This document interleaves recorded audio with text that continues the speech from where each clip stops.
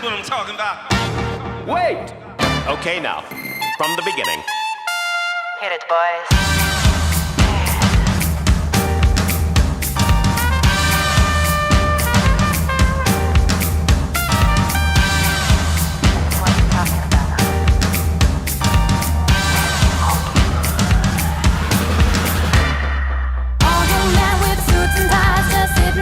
Smoking big cigars. I hope you're ready for what's coming now. I'm the one, I'm the lady that would bring you down.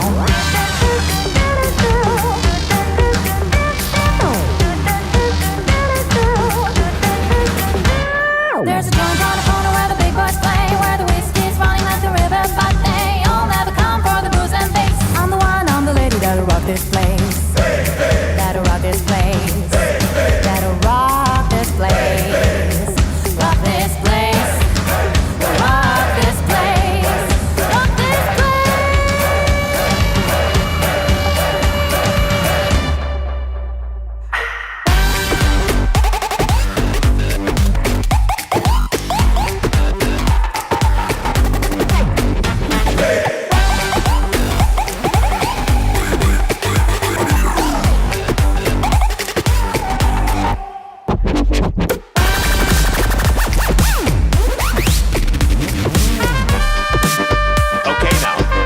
From the beginning.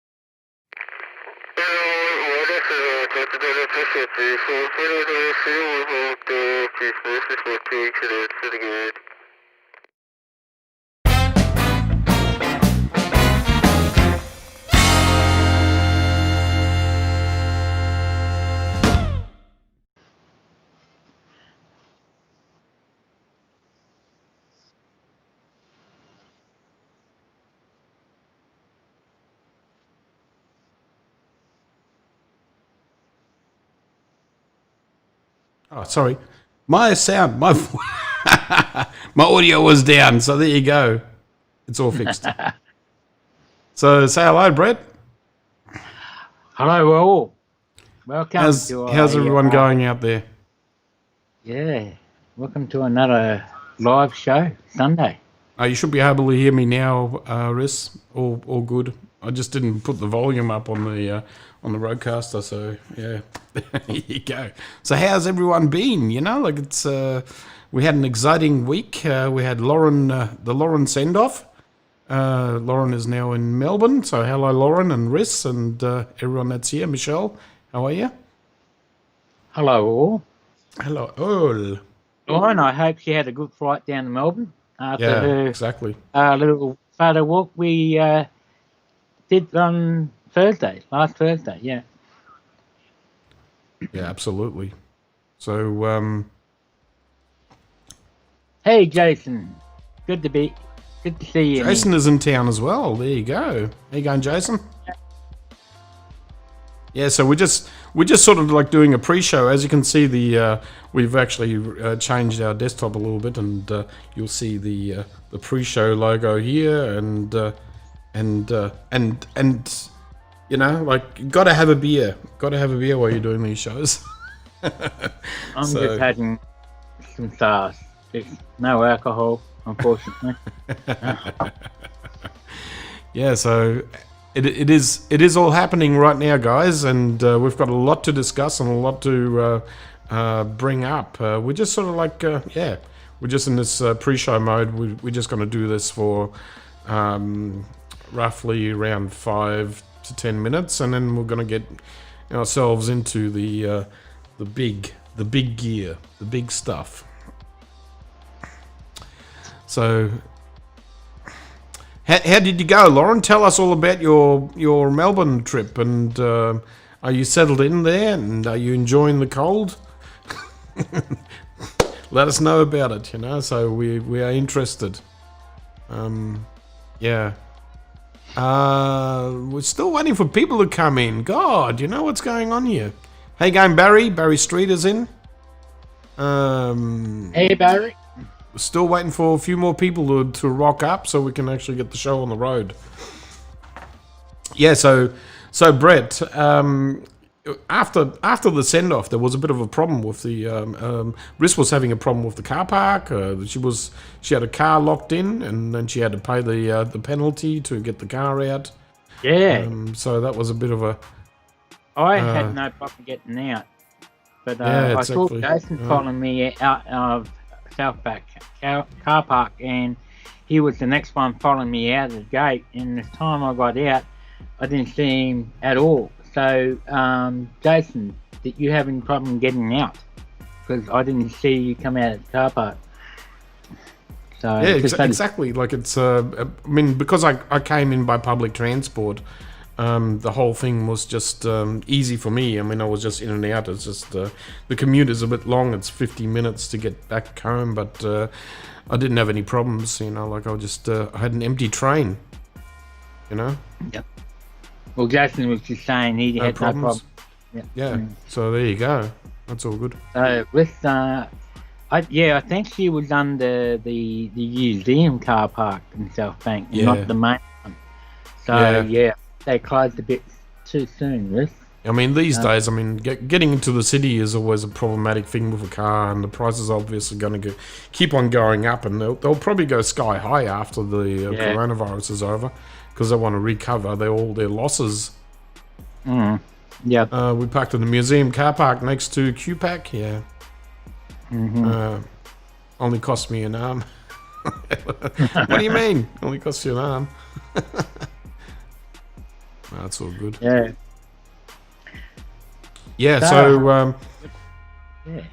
Well, we'll probably let people quickly know what topics we're going to be talking about. Hey, Brett. I mean, obviously, there's the new Sony camera to be spoken about, and there's a few other bits and pieces that are coming out in the wash as well. So it seems like something is happening as early as this new month. I mean, as of tomorrow, might be looking forward to some interesting announcements.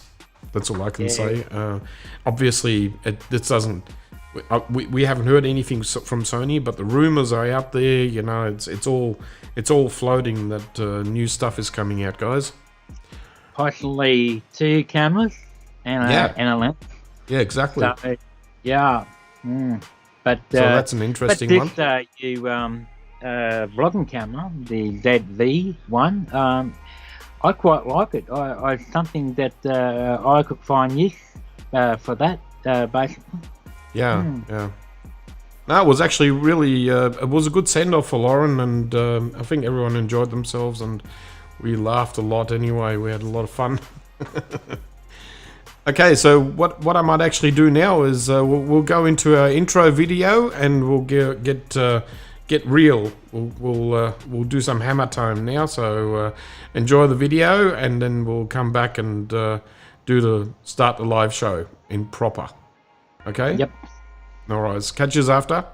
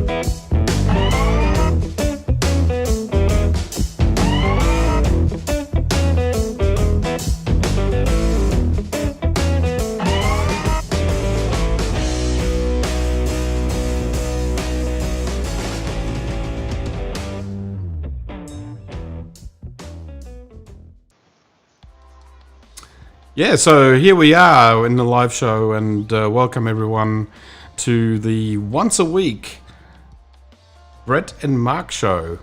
I hope everyone had a good week, and last time we did talk about a lot of bits and pieces, and we got carried away. I think the show went for what, nearly 2.5 hours, Brett. We went That over was a bit again. of a beast. So we'll try and keep it low this time, guys. We're trying to not go as high. I would also like to welcome all the moderators that have actually been elected to moderate. So your job, guys, is just to keep everyone honest and just sort of like, just help us along with the show. Nothing too drastic, guys. Yep. And get people to chat. Get people to chat. Yeah, exactly. Get people to chat. Yeah. Daniel, how you going, mate? Good to see you. Good morning. How you going, Daniel? Yeah. If I say wie geht's, it might actually work. You might understand what I'm saying. Okay, so Brett, last time we actually had started off this a live show with a lot of discussion and rumors and etc. And so I think we're gonna continue this a little bit and bring on some bit of chatter about what we've heard and what's been going on, and so a bit about the rumor mills and all that, So, have you got anything that you want to discuss, Brett? Oh, not really. Or what? On cameras and that coming out? Is that what he's? Yeah, let's talk about the. We are going to talk on about the Sony ZV-1. To what we've been hearing and so forth. So far, so good. It's looking to be a very good camera for vlogging. It will do stills. Yep. So okay. Well, how about if I bring up image of it? Yep. My phone just it just asked me how does okay, so I'll just bring up the ZV-1. This is the ZV-1 that we are all talking about nowadays, and obviously it's an interesting camera. A lot of people are raving about it at the moment, and are actually thinking that this is a fairly good vlogging camera. What do you think, Brad? I think it's really good. I do like it. Yes, it's good to see that now we have a screen that flips out to the side.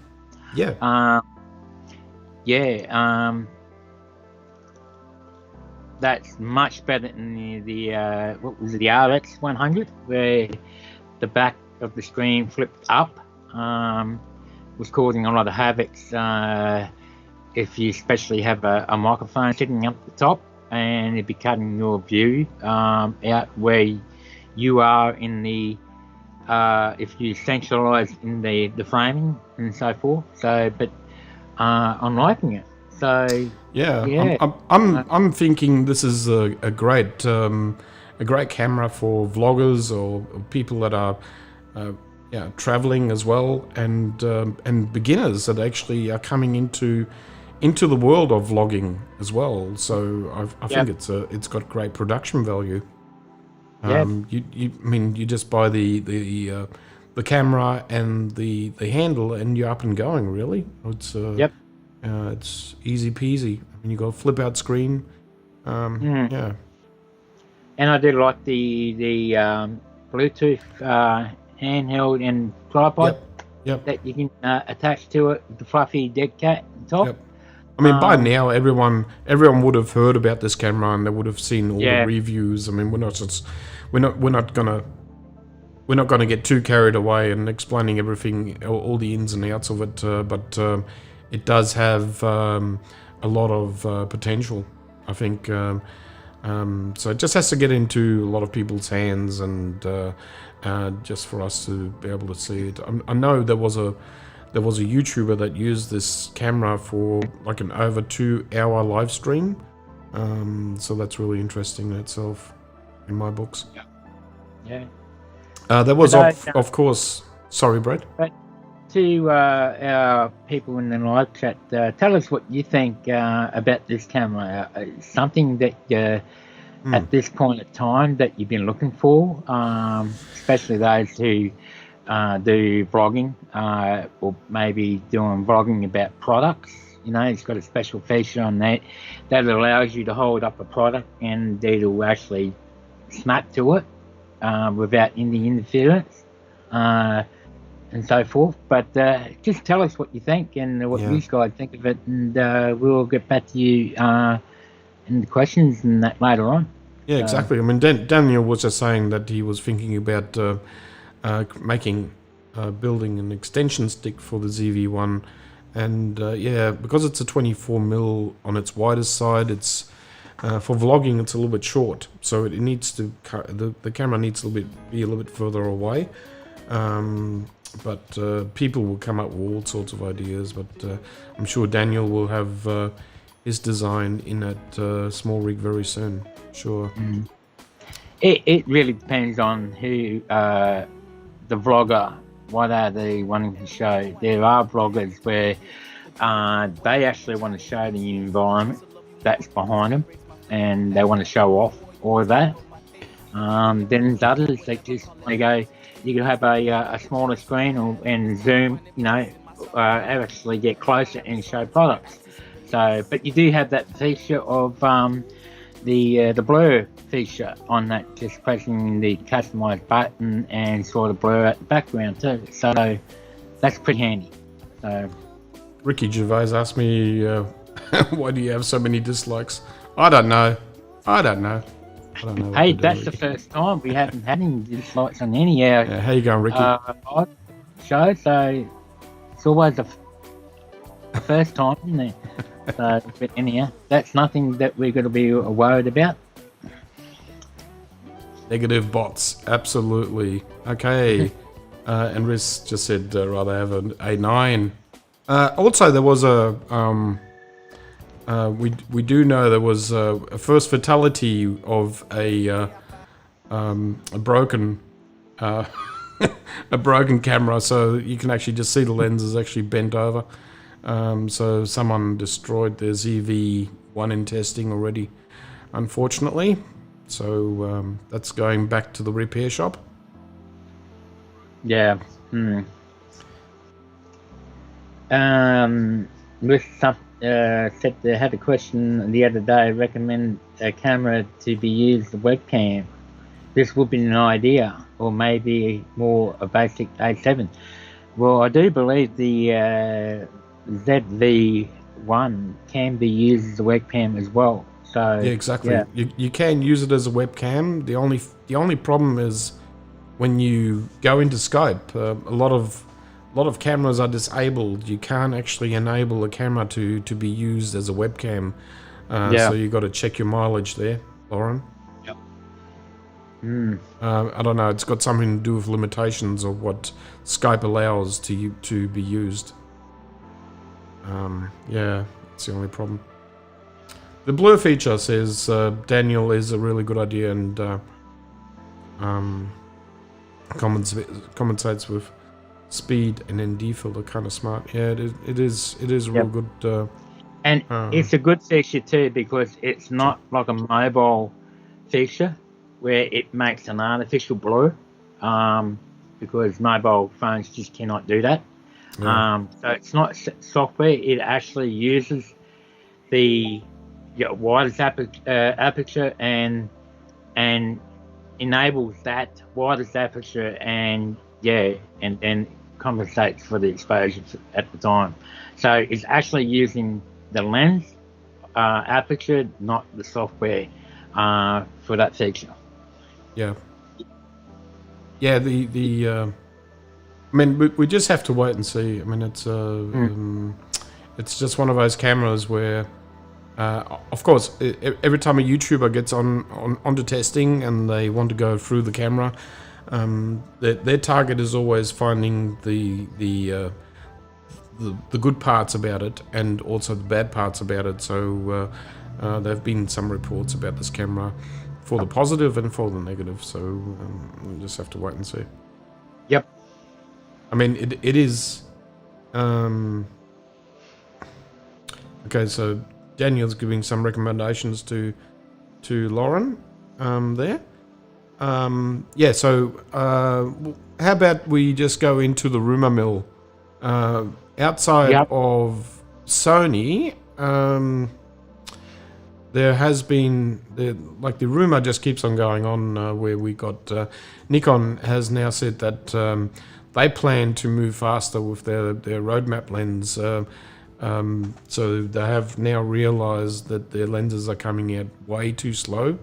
Their roadmap was a bit of an eye-opener when they first announced the Z-mount cameras. Their roadmap was a bit flawed, and I think it was over a 3 or 4 year period that they were going to bring out lenses, but it's taking too long. It's not a very good idea what the roadmap is for Nikon there, so let's wait and see what happens. Yeah. Well, unfortunately, I don't know what's really going on with the Nikon revolution at the moment, so this is all news to me. Can't help you out with that one.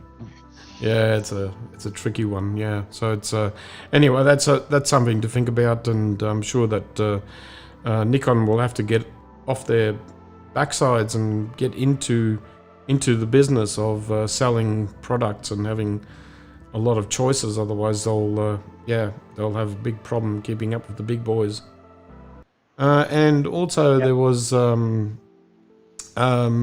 this report here with the Canon EOS R5 rumored to be priced around $4,000. That's obviously 4,000 Australian. No, it's 4,000 American dollars.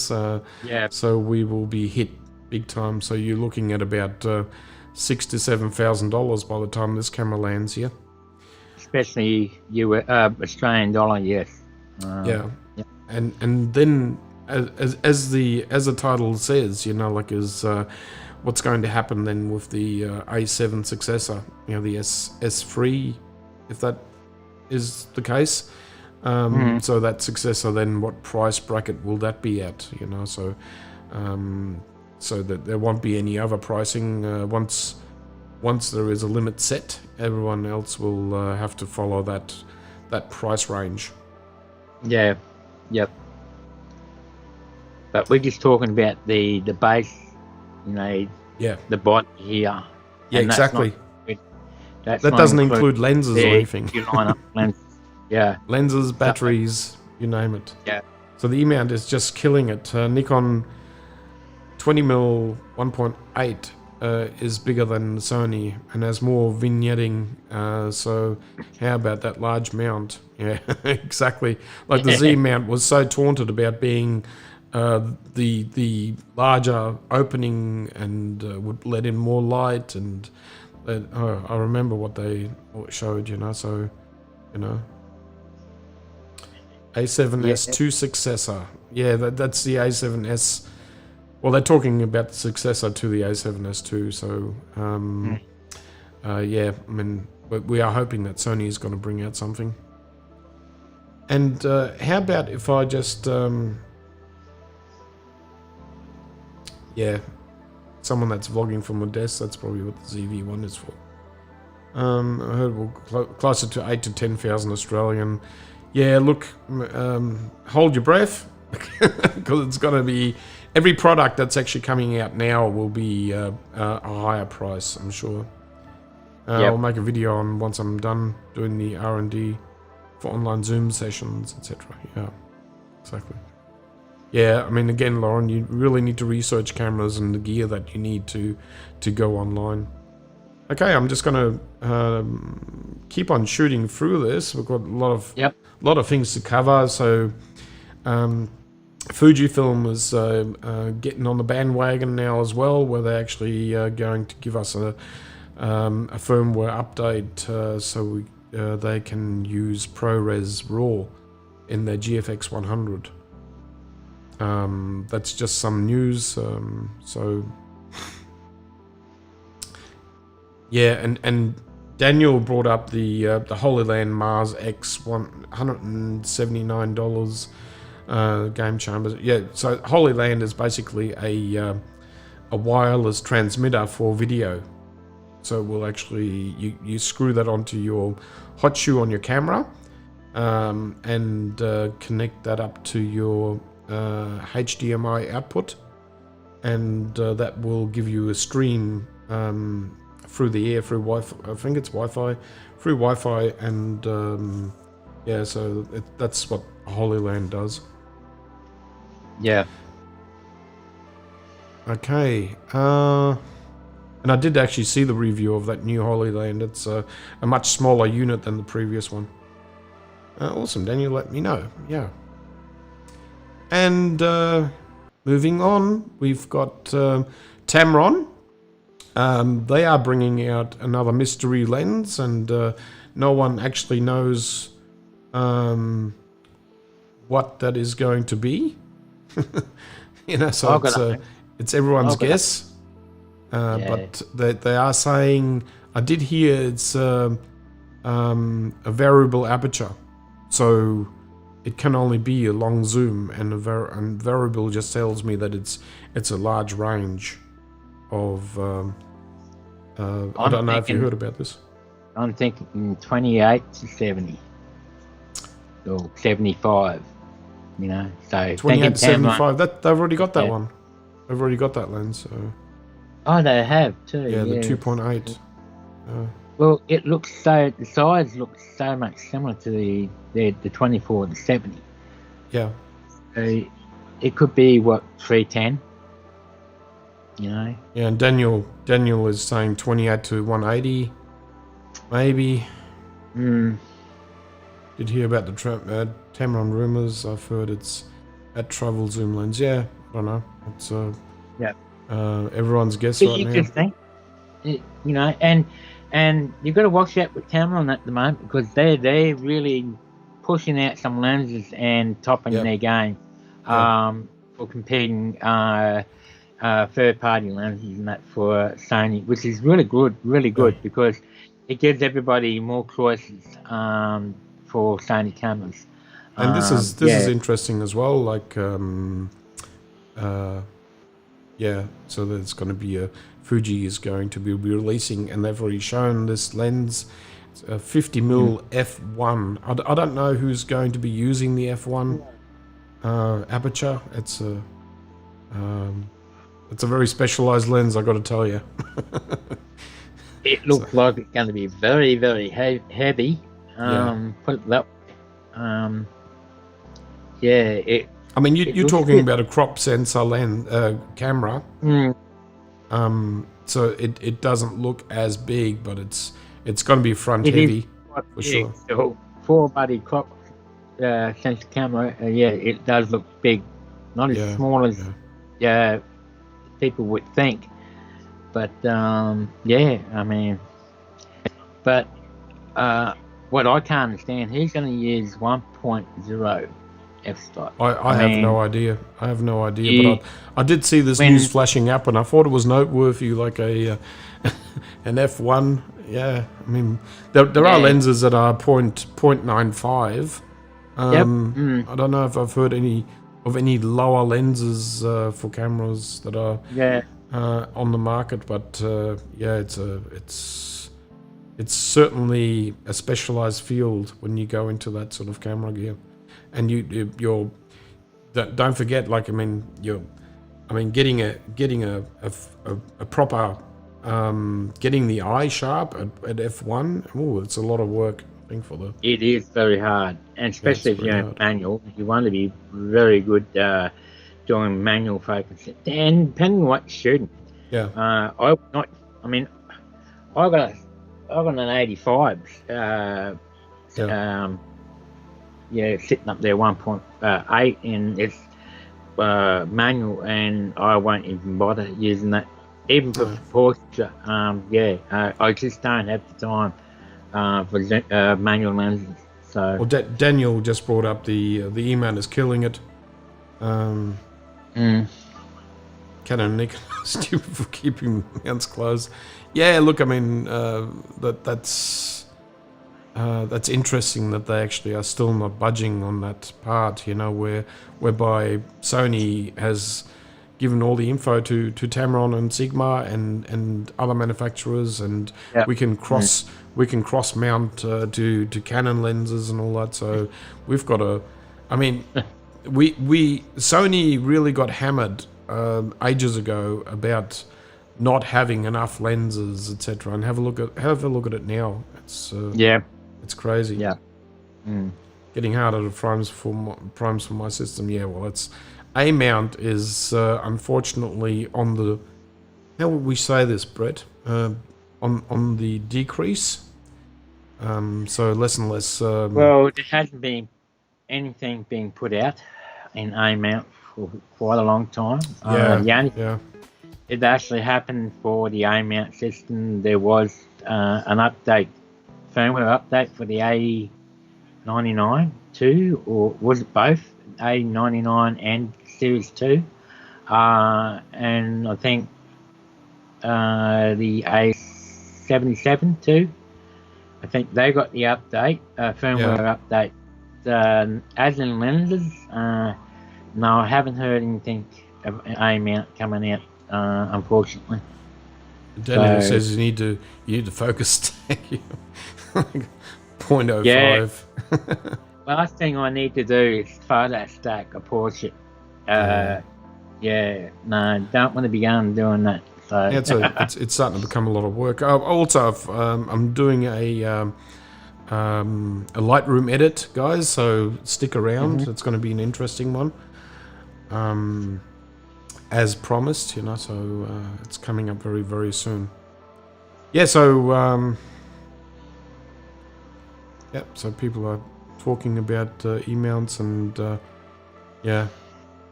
unfortunately, Riss, you just got to go with the times, you know, like it's one of those things. Okay, so this is the next story here. And this is probably a very interesting story.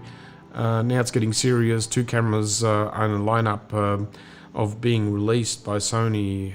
The rumor mill says that's. Just remember, guys, this is rumor mill.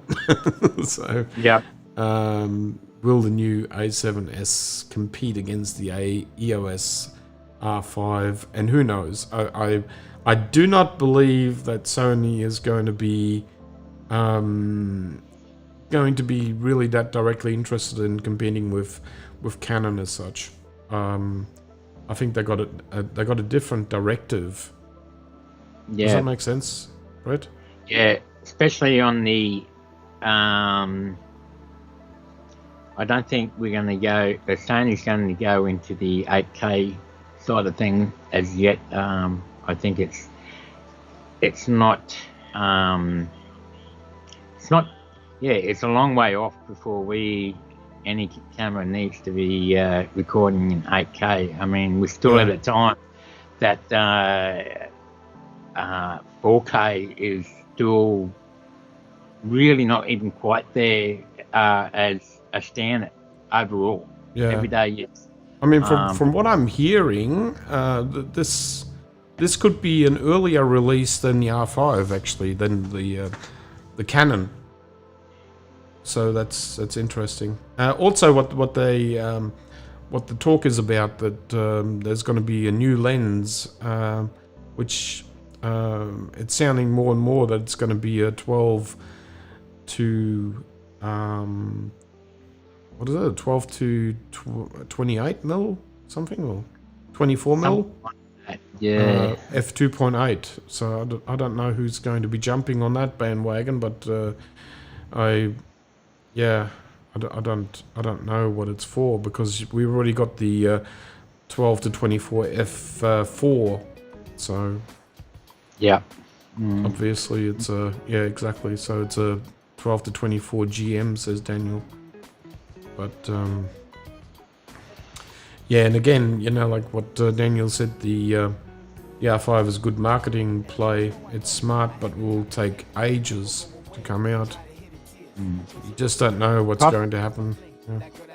Problem with Canon, now they've released the specs, and there's been no sign of when the release is going to happen and so forth. But for what everything is down on paper at the moment, to the specs and what they've released, the Canon got to be very, very careful when they do actually bring this out.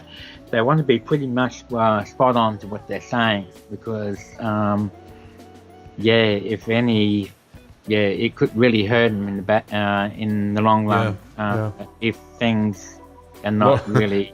Lauren is saying a 12 to 200 f1.4. I'll be happy. I don't think you'll be happy with that lens, Lauren, because you would need a truck to carry it. It'll be that would be a very heavy, very, very heavy lens. So that's the biggest problem, overcoming weight, and a lens like that would be just way too heavy. That's a problem. Yeah. Okay, so I'm just gonna. So, to our. Daniel says, Lauren, not making any claims, but you must be a big girl with strong arms. No comment, Daniel. But as Daniel said, it's white. I'm curious to see everybody in the live chat. What are your thoughts? Are you thinking that it might be the A7 IV that might come out before the A7S III? Yeah, this is roll the drums. You don't know. I mean, they're talking about 2 cameras coming out. That's the rumor. So it's really interesting. So, yeah. And what would they have? If what would the difference be if you would be bringing out two camera bodies at the same time? It's. I know that they are still. There's a lot of people in the RX family that are waiting for the new model RX10 to come out. There's been a lot of talk, and that sort of went to sleep again. So I don't know where that sits at the moment. Yeah, I was thinking today to myself, if the R4 came out, and if it was going to be another game changer like the A7 III when it first came out, and it'd be something that I'm looking for, the color focusing brackets, and obviously better tracking and so forth. Video, I don't really care for. I'm not very video centric, but if it came out with a 32 megabyte sensor, better dynamic range and so forth, but you've got to think of the marketing theme of spec more. So if it's going to come out with new features and advanced features that we don't have in any of these cameras at the moment, I would probably consider selling my A7 II and my A7 III and get that A7R. And a few organs, Brett. A few organs. So, but the trouble is with me, if I got to sell 2 cameras to get the brand new A7 IV for better features than that, well, I'll be stuck with 1 camera and I don't have a backup camera for weddings and stuff. So, it's going to be, I don't know. It's always the trickiest thing, but you don't hear too many Sony cameras breaking down. I mean, there's been the shutter issue and all that, but I just don't, in general, everyone seems to be not having huge problems at all. And Daniel said, I will also suspect that the software roadmap will change as well. So I would definitely say so. But again, I mean, we've got a lot of wishes, of what the new camera should have, like a touch screen, bigger screen, Definitely a touch screen. Yeah, that's higher what end I- EVF, etc. So yeah, there's a lot of things that can be improved. Yeah. So okay. So and obviously I should bring up the SpaceX story, right? So that's on everyone's mind right now, and I know it's not camera centric, but gee, I would have loved to have been there with my camera and actually taking some shots of it. It was a very smooth transmission apparently, so everything worked out 100% the way they actually had hoped for. And the astronauts had to do very little in I don't know if everyone was following this, but it's all automatic, so it's all controlled by NASA themselves, so the astronauts have got very little input. Yep. So there you go. And Daniel says SpaceX rules. Yeah, I mean, with all the things that are happening over in America, with all the unrest at the moment, that's probably the last thing they wanted. They didn't want anything to go wrong with that. That would have been really a big problem. G'day, Steve. Nice to you to join us. How you going, Steve? Yeah, so, Brett, how about we do a show and tell? Okay. That sounds like the next thing on our plate here. Yep. Okay. Before everybody starts to get too bored, I suppose. Okay, we can relax now. We've just been doing all the news of this week. Yeah. So, okay, I'm going to share my screen right now. Okay, so I will blend you in. Hang on, I just got to find you in my list. Okay, and it's switched. So, the images I'm going to show you tonight is architecture. Now,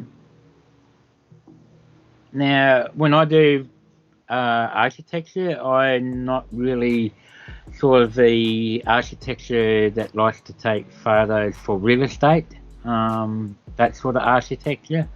I like to cross architecture with composition and a bit of abstract to it, bit of everything.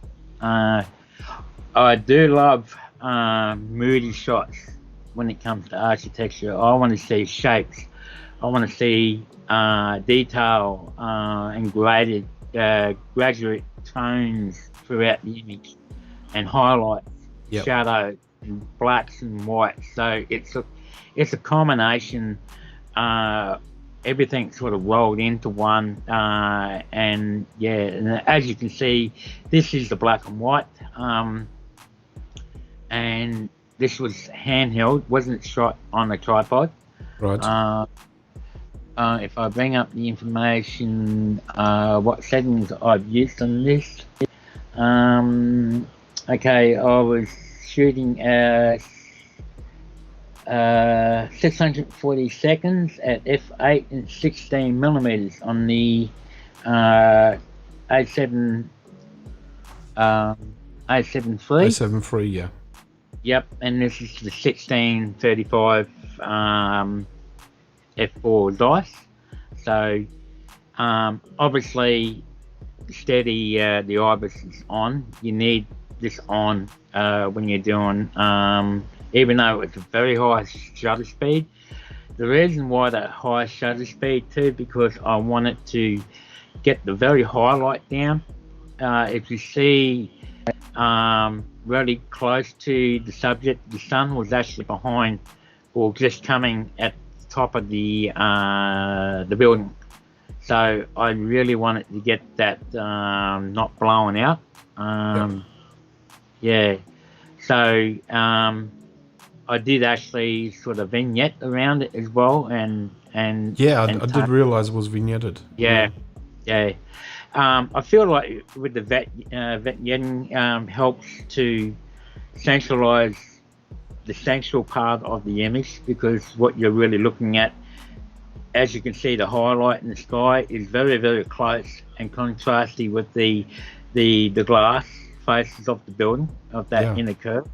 So naturally, the highlight is always, your eyes are always going to go to the highlight pretty much straight up. So the vignetting or darkening down that top left-hand corner is to bring your eye down into the center of the shot. So I've seen this image before, and I was I like how you left the number in there. You know, the number is important, I think, for this image. That's sort of like a feature. And if you look across beside the numbers, there's a bit of highlight there as well. So I deliberately highlighted that and kept that pretty much, and then darkened down. As you can see, you can go in deep blacks. Mind you, all the blacks in that in this area here and tops, they're not. There is some detail. They're not underexposed when you go into blues. If you got your warning lights on Lightroom or Capture One, they show as in the range that has got detail. So the blacks are only getting crushed right there at the moment. The ISO on that was 160, so 160. It wasn't very high. And I deliberately put a bit of grain in there. If you look into the greys and the shadow areas and the highlights, you do see some grain. I actually put some grain back into there. Not so much top part of the image, but So I just thought, if people like that sort of photography, just keep your eye out when you're walking through cities and stuff, and look up, and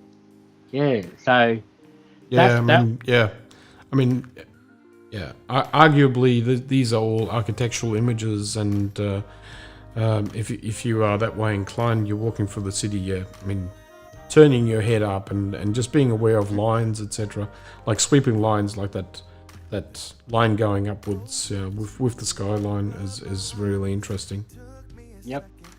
So that's that one, and I did this one, which is the horizontal version of it. So, so it's total different composition, but you can see this one is more. You can see the half semicircle of the building, and I'm really right underneath it, compared to the other one where it's probably, I like the composition of the vertical one more than this one. But for printing wise, this is something really outstands, especially if you're showing on a 4K monitor and 16:9 ratio. So that's why I took this shot, and and this would be cropped in 16:9. So similar setup and so forth. But there's a lot of texture and detail in the glass and underneath and so forth. So that's the black and white. So just one more, and I'll show you, two more actually, quickly, and I'll show you the some other different ones, but in colour. And then you just said it tricks his OCD.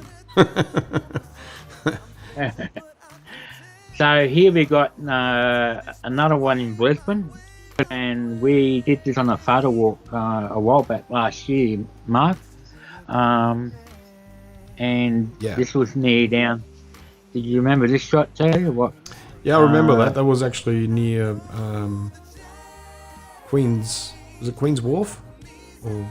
Yeah, something like that. Yeah. So once again, I'm pretty much bending over backwards on this shot, because some people would actually lay down on their backs in the middle of the street to get a shot like this. But I didn't feel like sitting down or laying. It's good on when you back. can flip out your screen. Yeah. So, but this is in colour, and and a lot of detail in this shot, and a lot of texture I brought into this as well. Very dynamic, contrasted shot in this. So Yeah. So the more Lauren is looking at this, the more she's falling over, she says. I took a bit of liberty out of that text. So, what they call that? What they call that when they get vertigo? dizzy? Vertigo. Yeah, there you go. But we're looking upwards, not downwards. Yeah, exactly. So it's I think maybe it's called something else if you look upwards. But yeah, I mean it just plays around with your ear equilibrium. So Yeah. yeah, different people, So, different guys, floats. when you see something like this, you try to find a cluster of buildings and use the wide lens to distort the buildings and getting the point inwards. If you look all around the edges, and all the buildings are seen to be pointing right into the middle, and this is how you get your composition and so forth. And I like that idea, and yeah, and it was just Yeah, bit Daniel, noisy. we've got a lot of Brisbane has got a lot of glazed buildings, you know, where you got a lot of reflections, etc. So yeah, it's an interesting city to walk around in. Yeah, and just another one, just to show another composition. Yep. With a bit of difference. So, and here you can actually see that it was almost like they changed the glass in some panels to a different glass, or the light was reflecting back off these panels differently, because if you look in some of these panels, you get the blue and the greys and that, and this one here seems to be purplish and that, and I didn't try to correct that, but I thought that was interesting, you know. So, but that was underneath, beside all these buildings and that, and yeah, so I quite like that one too. Yeah, so yeah, it's I like that one because I remember where we were. Yeah, yeah, it was actually interesting. we had I think 15, 20 people on that day on our photo walk. Yeah, there was a high yield, a lot of people there on that day, and it was I remember it was fairly warm. You know, like I mean, even the previous shots, we had some warm weather. Yeah. But anyhow, I thought I'd just show you in today. That was my show and tell. Something different. I'm always coming up with something different. So there's a lot of people here liking your pictures, Brett. So okay, yep. Should we let people maybe know that we? Yeah, I mean it's a good segue that we can tell people that we've got Facebook groups, obviously, and here you can see the Sony Alpha Brisbane and Photographers Collective. The details are in the description here on YouTube. If anyone hasn't joined yet or wants to see more images of the groups and us as well, we do posting there on regular basis. And please, everyone is invited to come and have a look and obviously join. You are at over 500 people now. So you hit your landmark 400 something, didn't you? Yeah. And just a reminder to the people on the Sony scene. Sony scene now has opening back up to face-to-face photo walks and workshops starting in next month, the first. Yeah. Is that tomorrow? Is it tomorrow or the following day? So just to let everybody know, yes, Sony Scene is starting and ramping back up the photo walks and the workshops and whatever else that the other Sony advocates are doing and up to. So if you've been to photo walks and that, just go over to Sony Scene and go to the events page, and you'll see what's happening around Australia too. So Sydney, Melbourne, Brisbane, and Perth, and Tasmania, and so forth. Very good. Something I didn't bring up was there's a lot of talk about the new SD cards there, Brett. Okay. So there's a new SD Express standard that's going to be released very soon, an 8.0 Express, so it will be able to transfer 4 gigabytes. So obviously the SD card manufacturers are trying to get ready for higher spec cameras, that can actually do 4K plus. I don't know if you saw this. No, I haven't actually. So a rate of 4 gigabytes. Yeah, is this a Sony or I don't know. I mean, they're just leaving it. It's just a black and white image. Obviously, no stickers on it or anything. It's just I think they had a breakthrough in technology apparently, and they are now capable of being able to produce these cards. Yeah. So it's very interesting, and the layer protocol is also that it's very much like the Sony Tough cards where you've got the two prong layers there, like the see now I need the ZV camera to be able to do this and show this to people, but you can actually see there's actually two layers of two rows of contacts. Contacts, yes, and they look very much the same. Interesting. So I wonder how these will go with like what do you call it, the CF cards, Express cards. Look, I mean, I have no idea, and when you look at that, and then you look at the chart of how Japan is, this is the chart for Japan sales. It's a curly loop for a lot of people. I mean, it's an up and down at the moment, and so the major manufacturers must be worried about these sales. Like it's dropping by 75%. I mean, Sony is doing an upkick towards the end there, but I mean, again, these are Japan sales, okay? Yeah. Not worldwide sales. No. Yeah, but I just thought I'd just bring this up and so people can see how all that is going with. Yeah. Be interesting to see a chart that's global. And see I haven't actually seen one global chart yet. Like, I mean, it's usually the Japan one that actually comes up.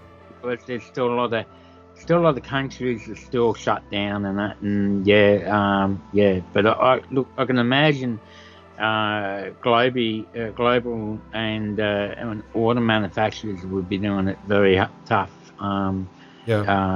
As well. So, yep. And Daniel just said UHS 2 is 2 layers, and on Sony gives you 170 megabytes max. Should be enough for 8K depending on what you want in H.265. I mean, cards will have to progress, obviously. So there's another progression. I thought it was just noteworthy to have a look at it and bring it up. Just something strange I saw in the newspaper. It's not camera related, but I just thought I'd just bring it up and show people this weird thing. It's actually a development of this company has brought out a it's really strange, but it's a hospital bed that converts into a coffin. That is just the strangest thing, isn't it? I mean, someone even coming up with that idea is really weird. So I just thought I'd just quickly show this, but and it's going to be very cost effective. I think they're $200 or something like that for a bed. And you just pull up the sides and that's the end of you. So so you got your what is the saying here in Australia? Having one leg in the coffin, or so It's yeah, surreal almost, isn't it? Very odd, but anyhow, yep. Very, very odd. Okay, so by the way, Bill brought up last week the Godox H200R round flash head for the AD200, and that's what it actually looks like. I just thought I'd bring it up. And yes, Bill, I did my research on it and had a look at it. Yes, and I don't know if it will actually take away. I mean, it's a diffuser, so you will lose light.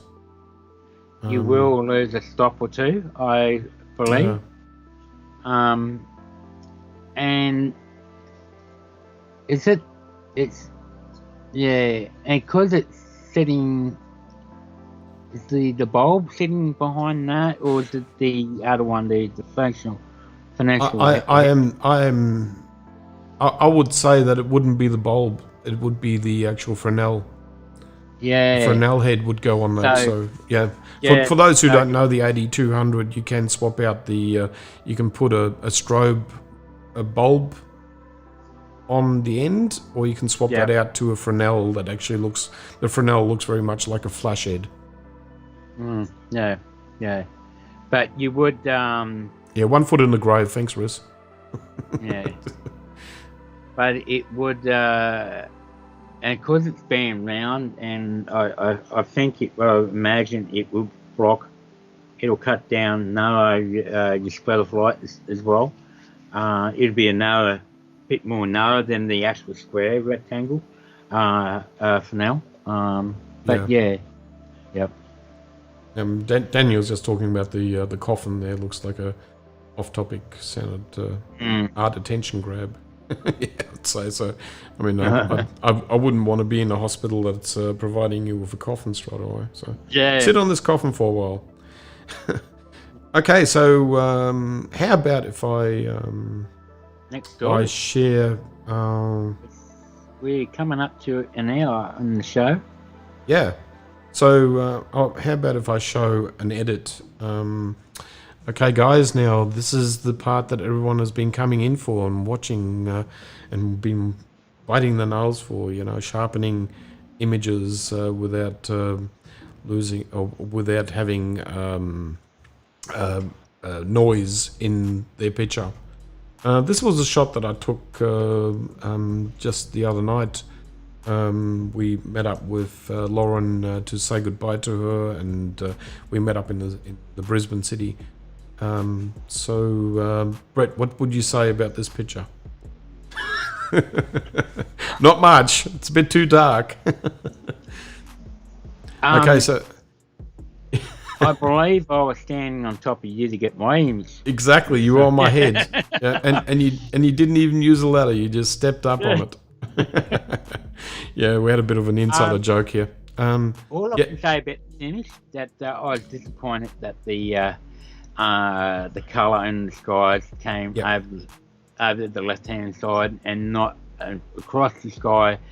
And as you saw that the clouds were a bit too low to get that split of light all over. But okay, so with not much more to say, I'm going to.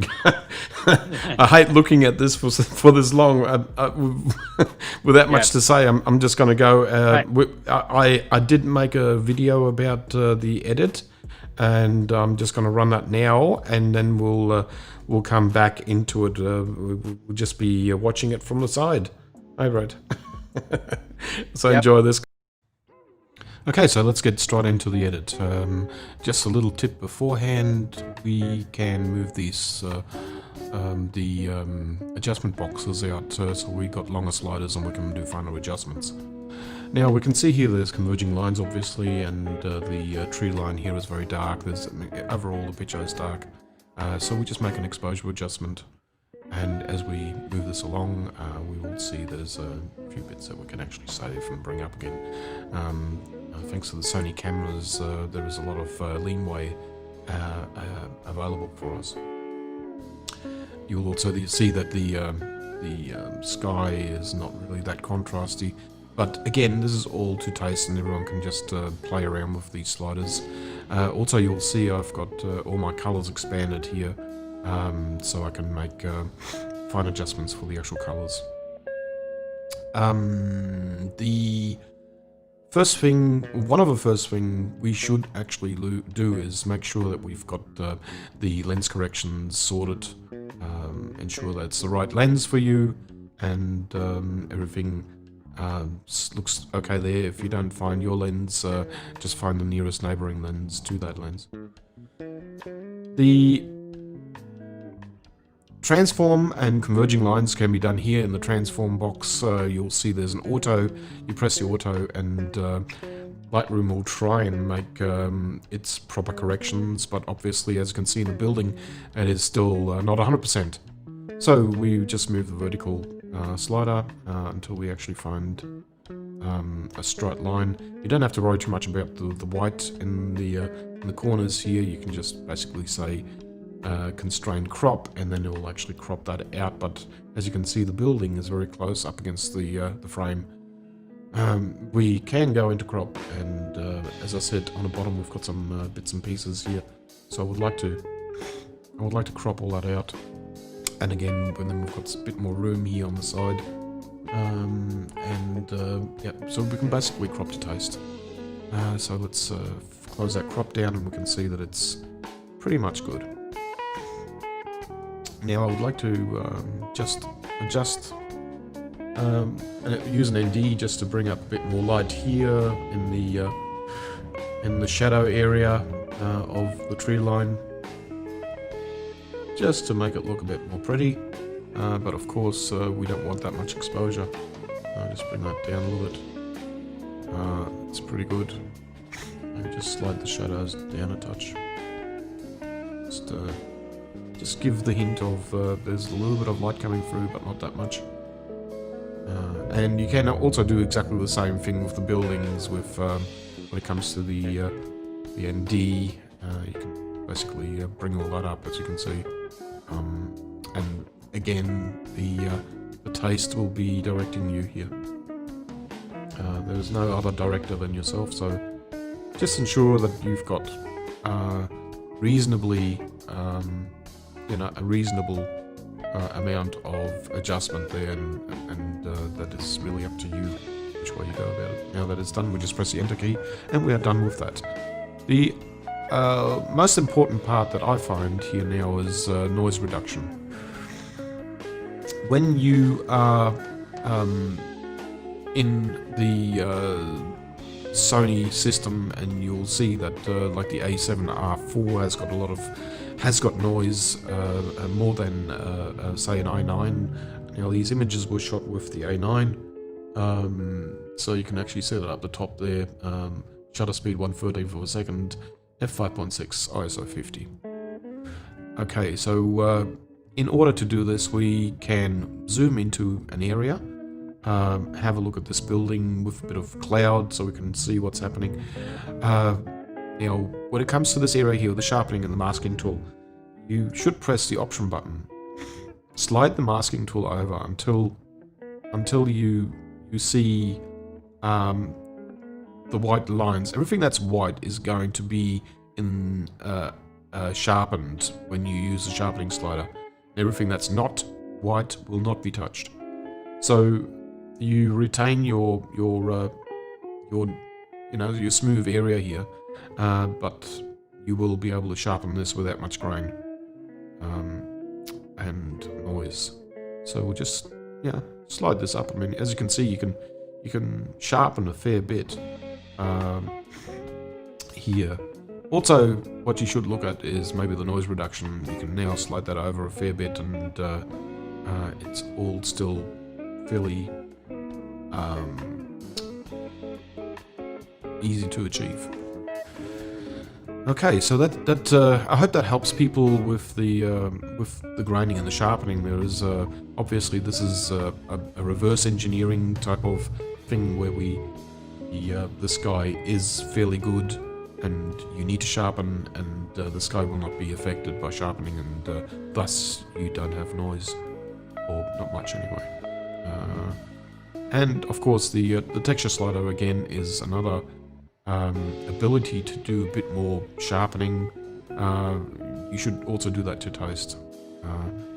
Vibrance, I would like to bring out more vibrance of the sunset reflection in the buildings. So let's bring that up. And there you can see almost the finished image. It's still rendering here, but there you go.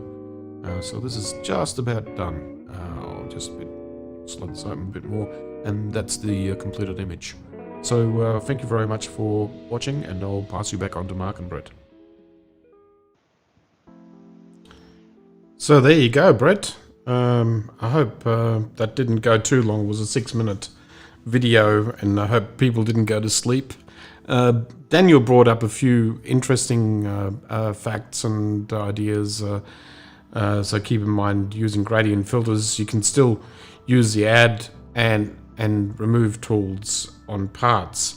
For example, in the building, and point in some parts. Yeah, I just wanted to introduce to the very new people in Lightroom, and introduce a few ideas about how to deal with noise, especially with the A7R4 that's actually out there. And thought I might introduce this. I'm not the perfect Lightroom specialist, but I thought I'd just show how the ND filter works, and how you can actually make isolated adjustments. And again, sorry, in order to be able to get to that adjustment, where you for the sharpening, you either hold the option in Mac or the Alt key on PC. Okay. What do you think, Brett?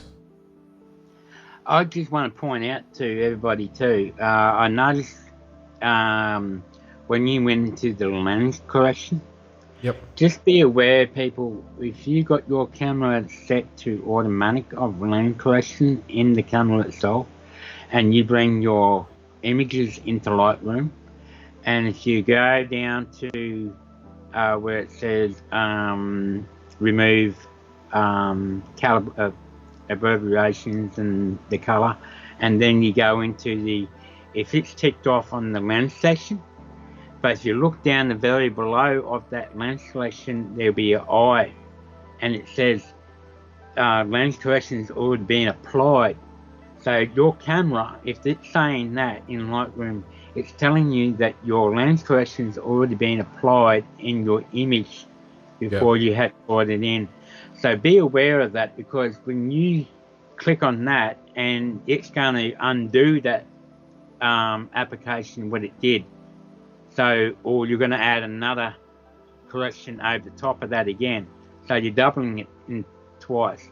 So if you do see that little eye appear in your lens correction feature, make sure if it says it's been applied, untick it, and you'll see the difference.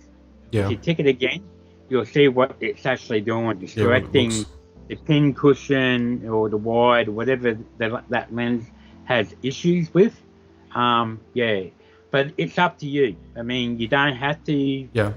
I mean, just hitting the Y button will give you before and after look at how you've progressed with your image. And sometimes just walking away from the image after you've done an edit, and maybe coming back to it maybe later. Look, I could have done this edit a lot faster. It would have been maybe like a 2-minute job, but going through all the explanations, etc., just slows you down a little bit. But look, I mean, there are differences in.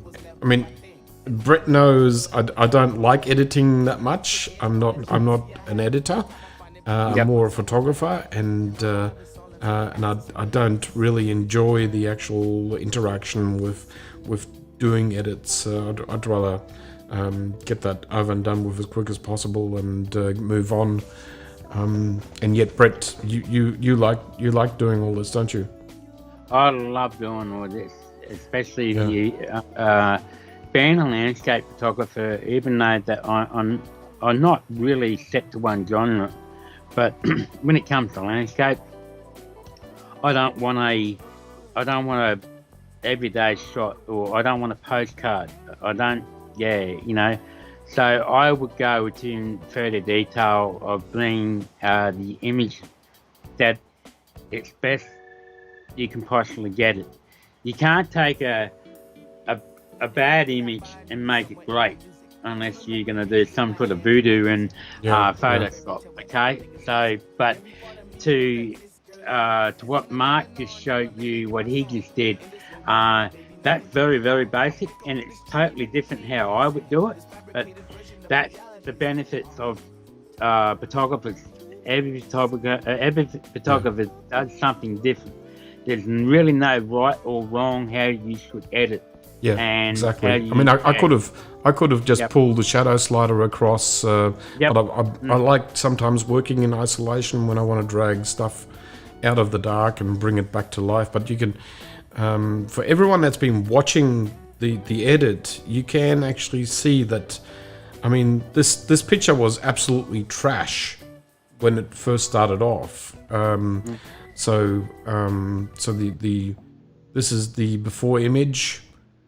So it makes a big difference how you can pull stuff back again and make it come back to life again. Yep. Yeah. But see, and here that you're actually shooting for the highlights in that. That's why your shadows and it went into the shadows, and I do that too sometimes too. But unless at night time and if you're going your night photography, you have to make sure you get your exposure pretty much dead on to your highlights, Yeah, exactly. or a bit over. Otherwise, when you to go recover your shadows, you might have a bit more noise coming up in the detail of the shadows. So just to keep in mind of that, where in Mark's shots there, it wasn't really dark at all. There was still plenty of light, and that's just how cameras capture it. They don't have they can't see everything like we can see with our eyes, because our eyes are adjusting for everything how we see it. So in the post-processing, you saw the end results, how Mark brought all the highlights, the shadows back up in a different way that I would do it, but it still works. It's he's still got the shadows, brought that up and kept the blacks black and not exactly. bright. I mean, it sometimes it is important to retain the information that's in the sky. Yep. Yeah, without this sky, if it was just completely blue or grey or whatever, you would have it would have been a very non-interesting image. But retaining the sky was important, so that's why I shot dark. Yep. And I know how much you can regain from Sony cameras. You got a lot of potential there to bring it all back again.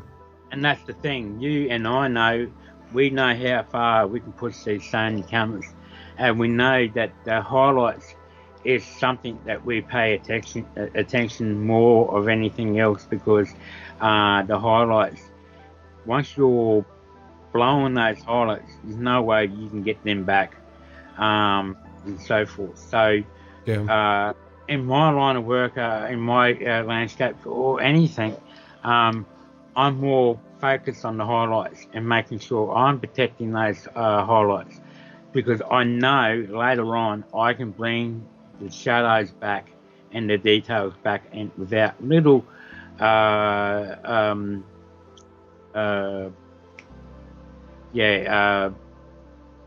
what's the word? Noise into the shadows and lost detail. So and that's So once you get to know how to do it, it becomes really easy. Yeah. Okay, so it's that is basically it. Unless someone's got any questions about the editing, we'll just move on then, Brett. Yeah, yep. If you have any questions on Mark's editing and or the photos that you saw that I shared before, or anything else that you've been wanting to find out, and something that we can help you answer, yeah, write them up in the comments. Yeah, And, absolutely. yep. Do that for us, and we'll give you more potentials. And I mean, there's more stuff to be spoken about, and we can bring up more and more. Yeah, and I will now go completely off topic again because I like spinning things on their heads. I'll go from cityscape photography, landscape photography, straight over to model photography, and just wanted to bring this up. There are a lot of photographers out there that do shoots with models, etc., and they go in unprotected without and leaving the model unprotected with just taking pictures and grabbing them and then publishing images without a proper model release. And you, Brett, you know all about model releases, etc. Yeah, and I actually need to be updating mine too from last year because since this lockdown and that, I haven't done many portrait shoots at all. So, but I know that this is the time that I need to go back through these model release contracts and make sure that they're up to date. So they are pretty important. Yeah. So it's I'll just quickly do a run through of this. Obviously, you what I usually do is I have this ready for the model. I usually fill in the my portions here where I do the signature, the shoot date, just basically filling in everything that the model doesn't need to, and then I hand it over to the model before the shoot goes ahead. It is good if the model receives this model release perhaps a couple of days beforehand, and she knows what will happen in the shoot. This is also not just protecting the photographer; it's also protecting the model, and it's all played out basically. And the definitions are there. You also need a proof. I usually get the driver's license and write that down, making sure that the model is adult age. I don't like shooting underage talents, but if I do, I would always want a what would you call them? A guardian with them. Who is can see what's happening. It's always very important that nothing outside of business. This is business when you're doing model shoots. So just make sure that that is clear for everyone. Yeah. We're just way ahead of time here, Brett. We're just killing it. So, but anyhow, we would love people to ask these questions at this point in time. Anything that's been pondering on your mind, whether it's cameras. There's a lot of talk going on about the iPad here. Your iPads. Editing and iPads. Even lenses. I mean, so we've got to fit it, as Mark said, we're killing the time, we're more, we're a bit more organised this time, Mark. So way ahead of the grade here now. I might just actually can I just quickly talk about my setup here, if I find it. A lot of people might be interested in how I do all this live streaming and what is involved. There was a couple of YouTubers that actually go way over the top of setting up their systems, and when you see this graph, you'll soon realize what I'm talking about. This is roughly what you need if you want to go into a more professional kind of stream, live stream, and it just becomes ridiculous. I don't even know where to begin. This looks worse than the Queensland train table schedule. So it's crazy. But up the top in the middle, you will see there's the Atom Mini, which is basically the hub for everything. All the cables go into that Atom Mini. So it's... Yeah, and Daniel says way too simple. Way too simple. Well, I tell you what, that, if you call that simple, like, that just shocked me when Mark showed me. It gives me goosebumps every time I look at this, but then I look behind my table and I realize, damn, I'm getting very close to it. If no one has actually seen my setup, I can bring that up as well. If I do find it's a bit hard for me to actually find this right now in a hurry. But it's obviously not as bad as what this image shows. But it's getting there. It's slowly getting there. It's actually it looks a little bit. I shot this about a few weeks back now, so it's starting to look worse. But up the top, you will see the Rode microphone that's actually sitting on a C stand. There's a GoPro screwed onto that as well. There's the tripod holding the camera up with a PZ lens, cinema lens. The Rodecaster Pro is sitting there on the table. And it's all being run by Mac Mini, an i3 Mac Mini, guys. So not much to it. And it's just the second display is a TV, an LG. I think it was a 48-inch TV. So it's doing double duties nowadays.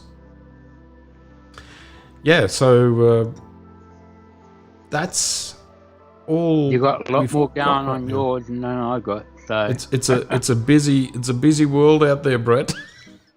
yeah. Mine's just very, very simple. I'm very simple-manic. So the only thing gear I got at the moment that Mark has given me an old Behringer. Yeah, so it's a little audio device for inputting microphones.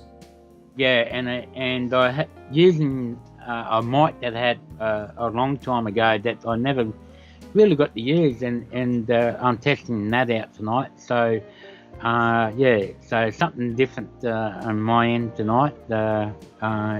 Instead of using an internal mic of the laptop. So I hope that the sound is much better than previous shows with this setup we're using now. Oh, thanks, Jason. That shot was actually I found some stainless steel railing that actually gave me this reflection on that bridge in that image. So just for your information. Yeah. Don't the Mac fans turn on? They are running, and you can. I'm just putting my hand on the computer here. They are running, and you can boil an egg on the Mac Mini. Right. But you can't hear the fan. The fan is silent, and it's So it's a late model Mac Mini. Bill said if you could only use one lens, what would it be and why? Oh, did I miss this? Yeah. Yep. Oh, sorry about that, Bill. Okay, so our setup. So, yeah. Only one lens. Well, I'll let you go Jason first, said Brett. I've got to 24/7. think about this. Sorry, what was that? Jason said 24/7. Lauren said 24/105.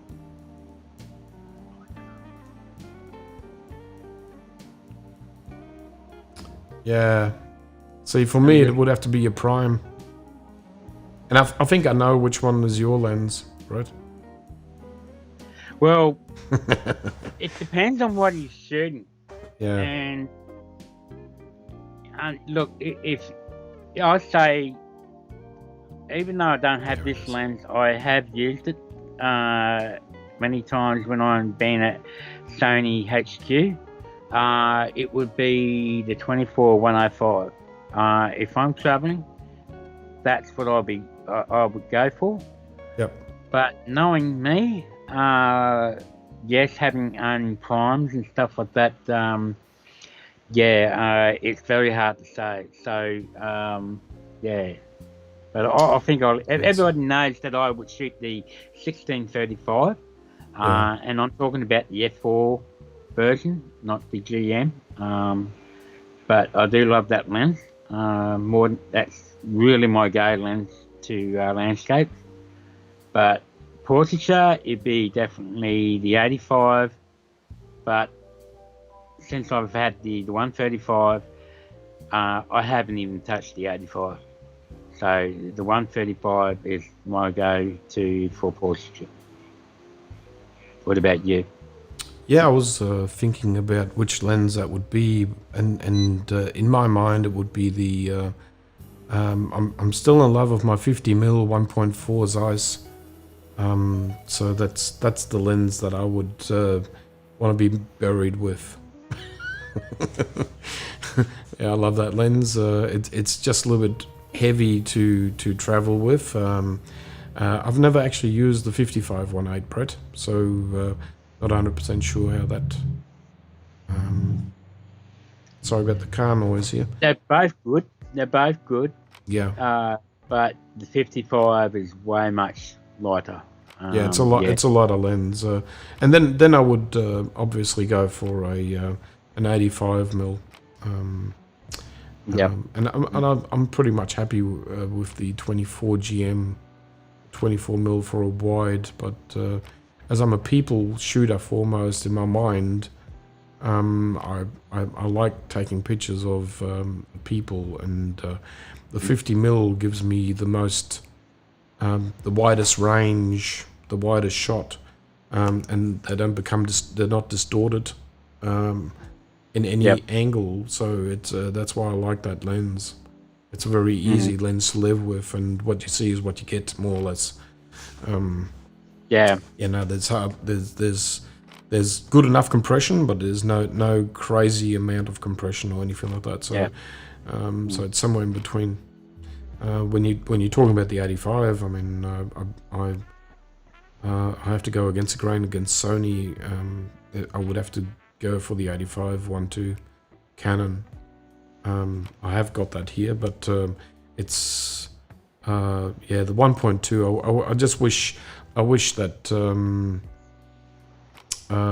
the 85 GM would be revised again and sorted out a little bit. It's just a little bit soft in my mind, but that's all my personal opinion, obviously, guys. So Yeah.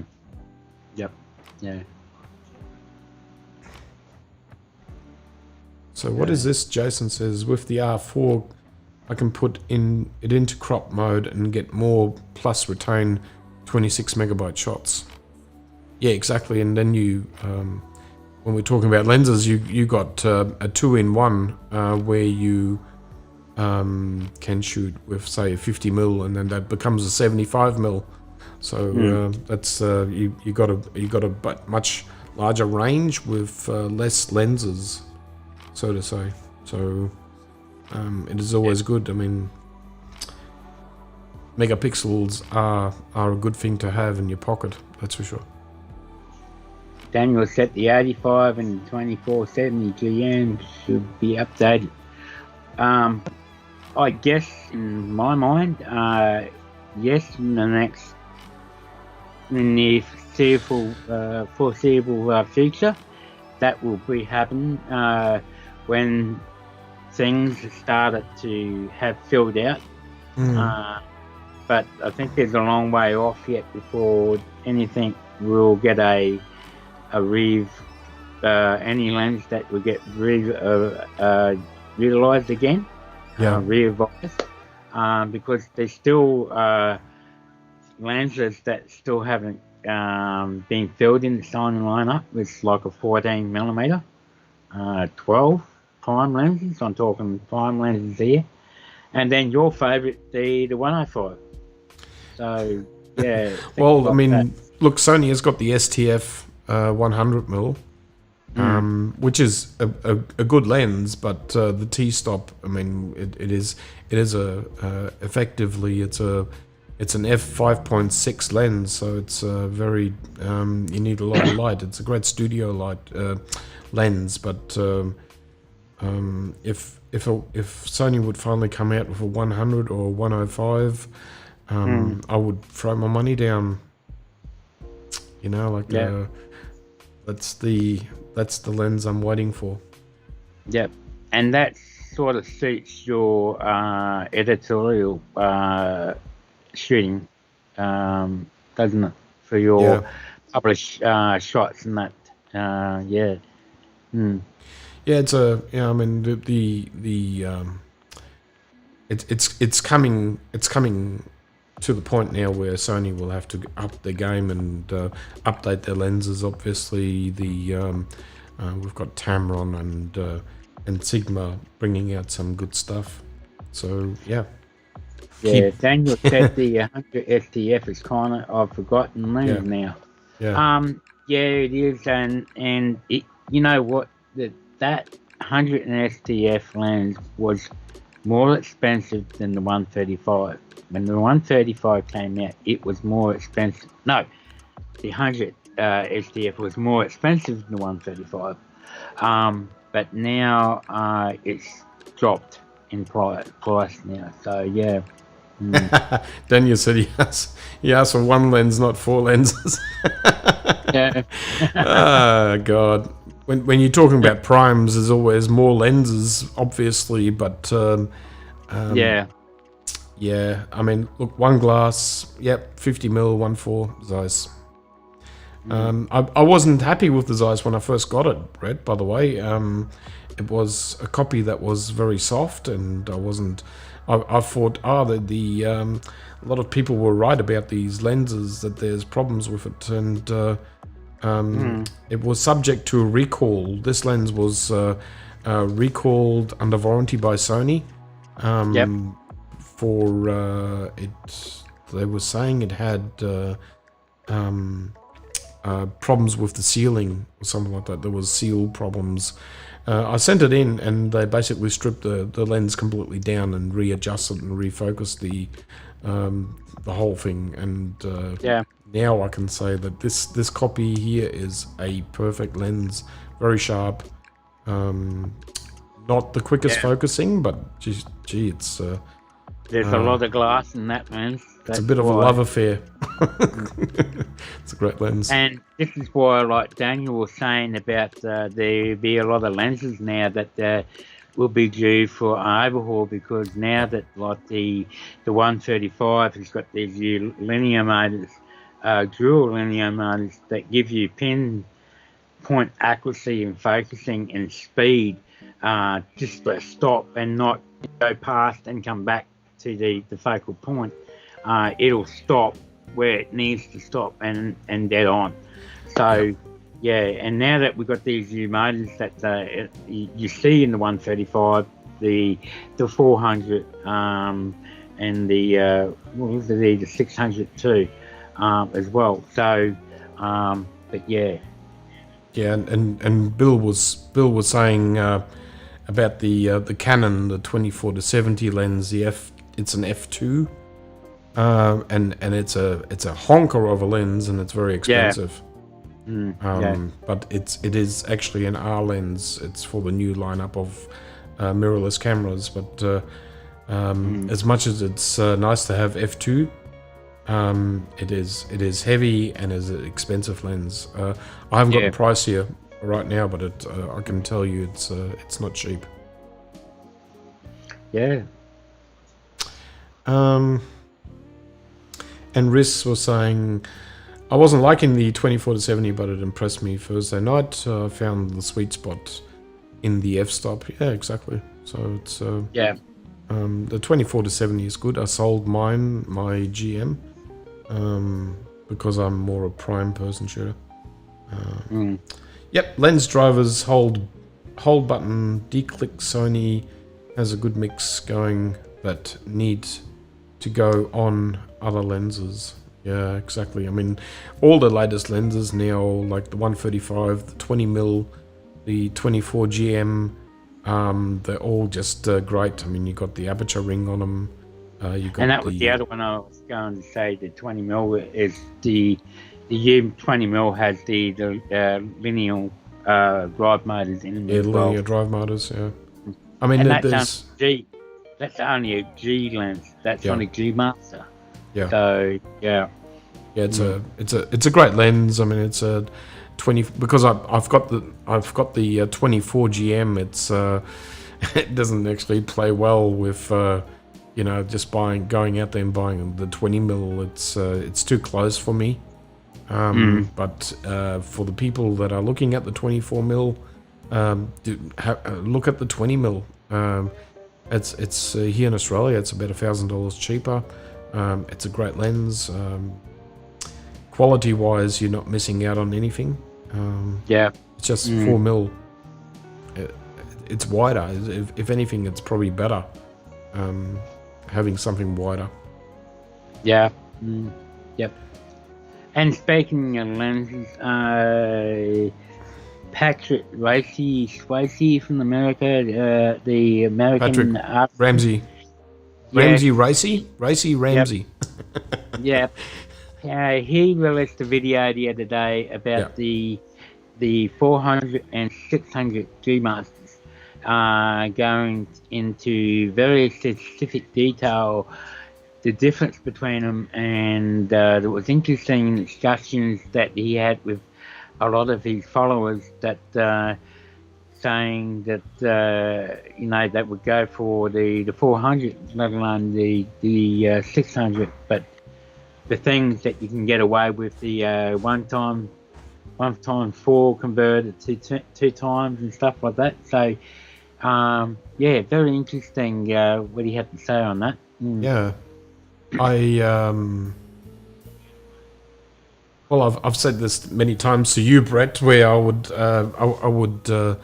if the price was dropped a little bit more, I would have gone for the 400. But you also have to remember that if you put a 1.4 converter on that lens, money-wise, I think it's a smarter move to actually have that rather than the 600. Even though I've shot with both lenses, and the bokeh that you get with the 600mm, the f4, is just, it's mind-blowing. It is. I did post some pictures on the Facebook with the 600, and it's just it's stunning. I actually initially thought that I would have problems with focusing on a bird or something, and not being happy with how much work I had to put in to get ultimate sharpness, but it was so easy to gain. It was so easy. Yeah, it was ridiculous. So they've done some voodoo. I had that lens, the 600mm. I actually tested that with the A9 II, and that combination is just wow. Unfortunately, I already sold my kidneys and everything else, so I've got no body parts left. But Riss can do it. She's got body parts. Go for it, Riss. Yeah. And Daniel said the 24mm is better for Astro. Yep. Mine is a Sony 2.8. That's the 30mm, isn't that, Riss? Yeah. I'm finding a tough time between the 24 GM and the 20mm G. There's really not a lot of difference, between the two. But I feel, when it's time to come to get the 24, I think I would be going for that. Because it's got the aperture ring on it, which I love, and a focus hole. Well, the 20 button. and the 24 both have it. Get it? The aperture ring, but it's... Oh, See, I that's right, don't, yeah. I'm not an aperture ring user. Mm, I but, just put it in auto and go for it. But there's no question about the 24 is absolutely a stunning lens. And so forth. Yeah, so risk it not getting my soul, Mark. I don't have to get it. Sony will get it off you. Oh God. But it's as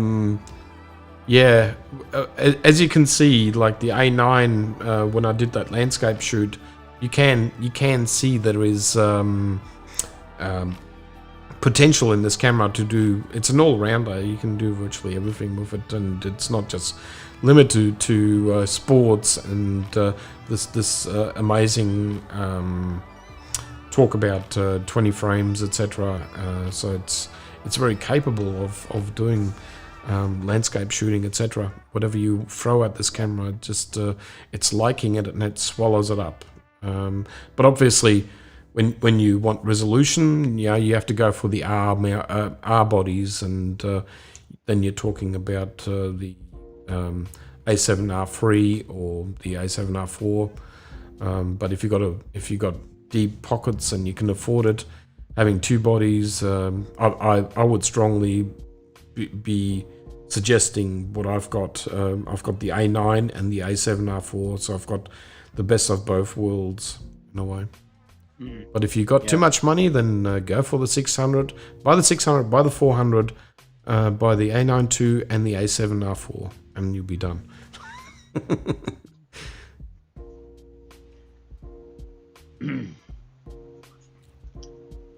Sony will get it eventually. Yes, they will have all your body parts.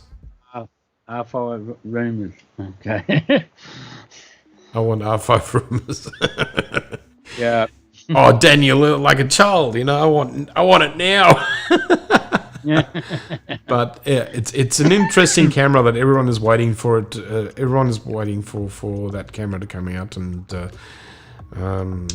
yeah, I mean, is Sony gonna push up and bring out something similar and compete? And also, will the R5, the Canon R5 really have everything that they promised, or are they going to cripple hammer it? And you might just have seconds of 8K recording. That's how I think. And like I mentioned earlier, the Canon has to live up to that spec sheet. So if they don't, it can. Daniel said Sony R5. Backfire. So, yeah. So the Sony R5. Aha. Look, I mean, we just got the R4. Like. Yeah. Okay. I want my pony, says Lauren, as usual, so, yeah. Well, down in Melbourne, there's more ponies than up here. I'll go for it. And look, while we've got a bit of time, I just want to mention that the Queensland second stage restrictions for next month uplift. Yep. Now, we unfortunately, the Queensland borders is still closed off to New South Wales and obviously Western Australia and Northern Territory. But the good news is now that Queenslanders can travel anywhere in Queensland. Yeah, so Australia is opening up big time, guys. So, so we can travel all around the state now. You can go to motels, or you can go to camping in the forestry, the national parks. Up to 20 people in or- pubs and bars and Yeah. restaurants. Yeah, so restaurants and all that opening up. So we're getting there, guys. So yeah, So I'm not really quite sure what's going on New South Wales border at the moment. What they're opening up. I think they're a bit more advanced than we are in Queensland. I think. Is that right? Have you heard much on that, Mark? No, I didn't. I haven't really been up to date with the news. There's just too much happening with all the stuff over in America right now, with all the Right. what we've been hearing on the news about the police. So I don't want to comment too much on that. It's getting too political, and what happens in America is not really. It's not really my business. We just saw it scene at South Bank the other night too. That sort of reminded us about that. So, but Yeah. I'm not going to go into that. But yeah. I mean we've got, but there's also you got to remember there's more and more people getting more and more desperate about not having their jobs or a job, and the longer this goes on, the more rowdy people will get with all these financial issues. I mean, there's going to be it's yet to come, where people are going to forfeit their mortgages, etc., and will be homeless, and displaced. So it's a tough time for everyone. What once was normal is now abnormal. Daniel, yes. Let's hope what happens in America stays in America. Yeah, exactly. It's ridiculous. We would hate that sort of stuff to come over to Australia or anywhere in Europe or anywhere. It's but it's only like it only takes. But also people are on their nerves are afraid. Yeah, Mark, I'm curious with Daniel. Daniel's over the UK, isn't he? No, Daniel is in Netherlands. How's the locking? How's the thing going over there? Them going back to normal, and so forth. Daniel. So.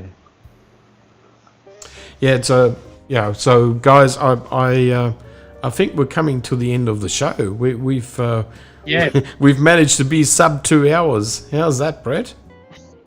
Yeah, it's pretty good. Good. I'm very happy with the way everything went. I'm just having a look at any other stories that I might have missed out on. Yeah. Okay. Yeah, we could have. But like you said, we're just coming to 2 hours now, and it looks like that we have to finish up. So yeah. This was easy peasy, guys, and everyone is still in the chat, so and chatting along, which is good. That's right. We wanted the people to chat with us and that, so we can interact with you guys. Steve is just going off to fill his glass, so we've got to wait until he gets back before we say goodbye. We can pay our people 90% money for our workers get covered by government. That keeps all happy. Yeah. I guess the biggest issue is that sooner or later the government wants the money back. So you can imagine that the taxes, everything will go up in cost. Yep. We never close 100%. It's a smart lockdown and open up. Okay. Yeah, see, here it was a bit more draconic, where all the gyms, everything closed down, where there was big gatherings like restaurants, etc. And then there was Dave's back. the other plan on the other side was that all the essential work kept going here, Daniel. So, yeah. Yeah. But look, I want to thank everybody that's put the thumb up. We've got 10 likes. thank you very much for that. Yeah, it's great. Yeah, I mean, so, every time we do a show, it keeps growing a little bit, you know. So that's fantastic. I'm really enjoying this interaction. and, Okay, so and Daniel has got anybody 50% taxes. Wow, that's wow. that's a bit of a shocker. Yeah, and I think that's going to happen here pretty much here soon. All the taxes are going Yeah, to exactly. go up again. Yeah. Yeah, but Well, unless you just buy a van, live in a van, and then just travel around the world. That's it. You know, be off the grid. But anyhow, people that watch this later on, and that, please give Mark a thumbs up on his channel and subscribe to his channel.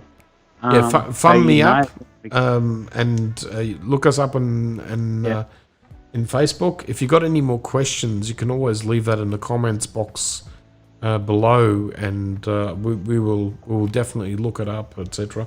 And if you really like the show, let other people know, obviously, and come back on next Sunday. I'm still trying to push out more content and bringing out more videos, and still working on that.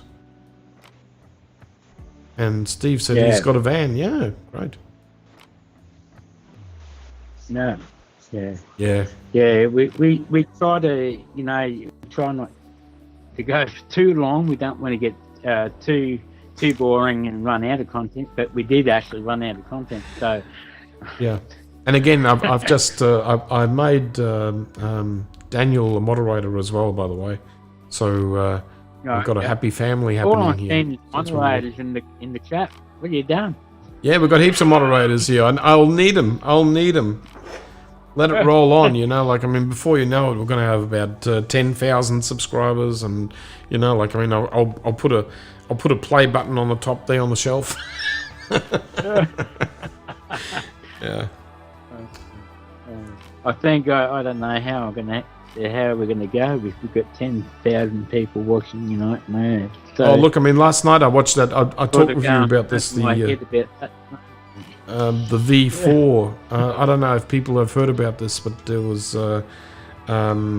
landscape photographers have joined up. I think it's Thomas Heaton and some other photographers, and they've joined up, and they had a Zoom meeting with all their fans, and and the whole thing just went crazy, and they couldn't keep up with the stream. I think at one stage they had something like 5,000 people in there, and it was and they were doing a competition, and people had to answer a question, and the chat box was just flying along. It was just unbelievable to watch, So it was even worse than the actual SpaceX chat box. It's crazy. Crazy, yeah. I don't know why they were doing it through Zoom, and you can expect something to go wrong in Zoom.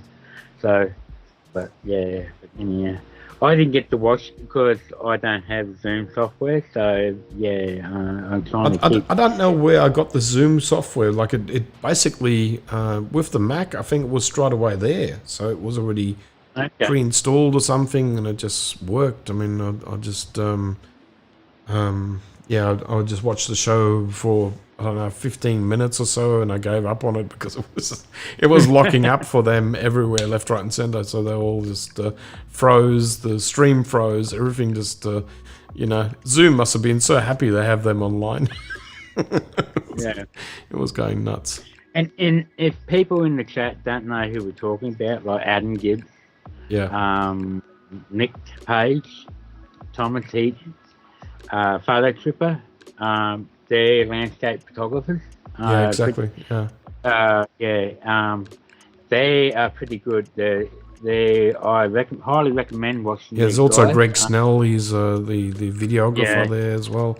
So it's it is just funny that they did that announcement, and obviously people are hungry for stuff and info, obviously, because everyone is stuck at home, and it was just craziness. Put a link down into Oh, Yeah, the links, all the links are in the comment boxes, in the comment box down below.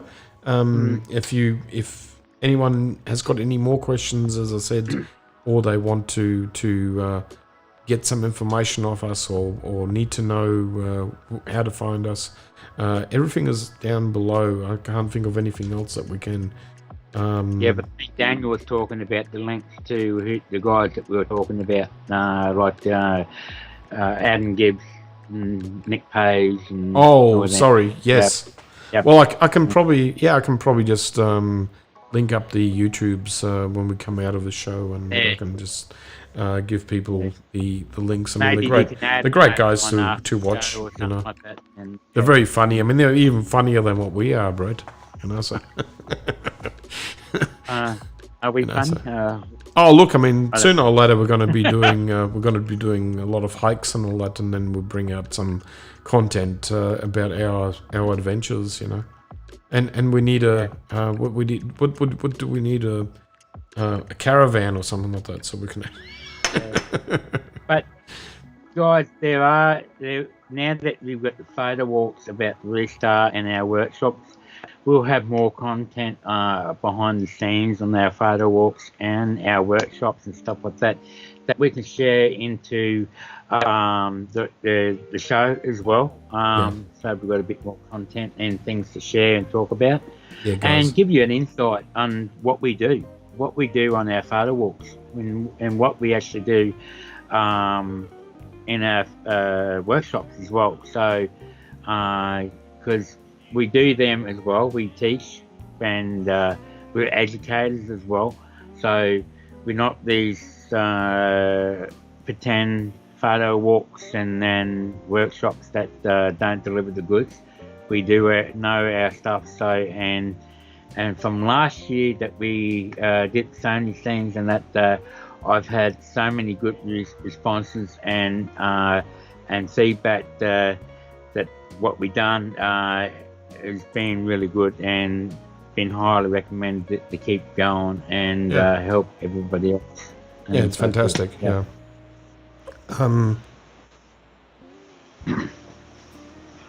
Yeah, good. Rhys just said we'll get BTS photos for you, Lauren. Yeah, we'll look after her. Yeah. Sadly missed. I could bring up a few more things. Yeah. Look, guys, I've still got a few other bits and pieces here, but it's 9 o'clock. Like, it's been 2 hours, guys, and we've got to keep something in the tank for next time. I hope everyone enjoyed the show and our editing and especially Brett's pictures. They were just quite amazing. The architectural images are always fantastic to look at. So Steve, thank you very much for coming in and having a look in. You could have a Zoom show. It's Zoom. Thanks for everybody joining us. It was a good show, good talking to everybody and seeing everybody online here, and absolutely, guys. And Daniel said, "Laters, wasted my morning now." Look, Daniel, you know, like, I mean, it's we're here to please, mate. I hope you have a nice Sunday. I think it's a Sunday morning over there, so I hope you enjoy yourself, and hope your mother is well and everything's going really well for you. Thanks for spending the time on all this, guys. Yeah, we just burnt it. Okay, we're out of here, guys. So see us all later. And take care. See you all next weekend again. Okay, bye.